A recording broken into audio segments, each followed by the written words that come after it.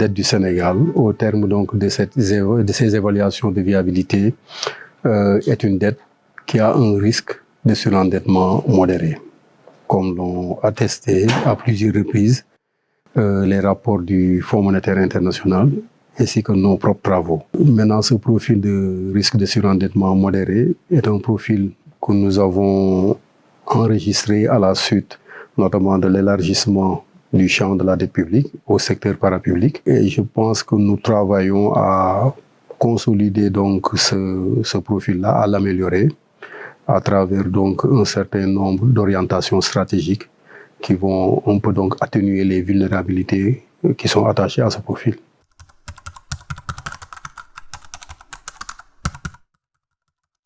Nous avons quand même plusieurs actions que nous mettons en œuvre et que nous renforcerons prochainement dans ce cadre-là.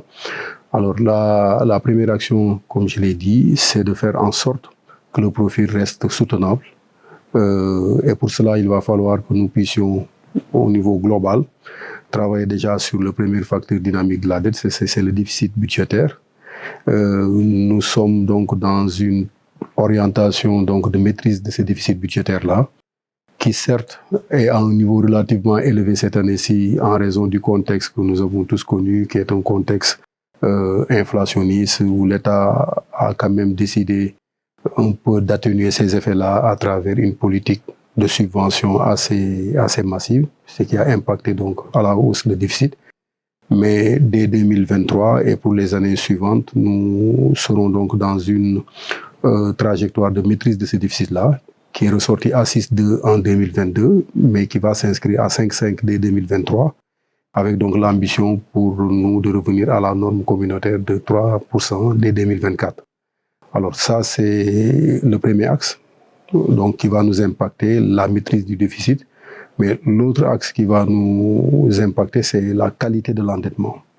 Alors, et à ce niveau-là, ce que nous envisageons de faire, c'est autant que faire se peut, de positionner les instruments donc, de financement sur des maturités, on va dire, moyen et long terme, de manière à pouvoir atténuer le risque de refinancement auquel nous serions confrontés dans une perspective de court terme. L'autre orientation également que nous avons retenu de mettre en œuvre, c'est de faire en sorte que nous ayons une dette contractée à des taux fixes. Donc nous avions quelque part dans notre portefeuille une part relativement importante de dette à taux variable. Nous savons que à ce niveau-là, les taux de référence ont également haussé dernièrement. Et dans les choix d'endettement futurs, quand même, nous allons mettre un focus sur les dettes à taux fixe. Ça, c'est un point, je pense, également important de la stratégie que nous mettons en œuvre.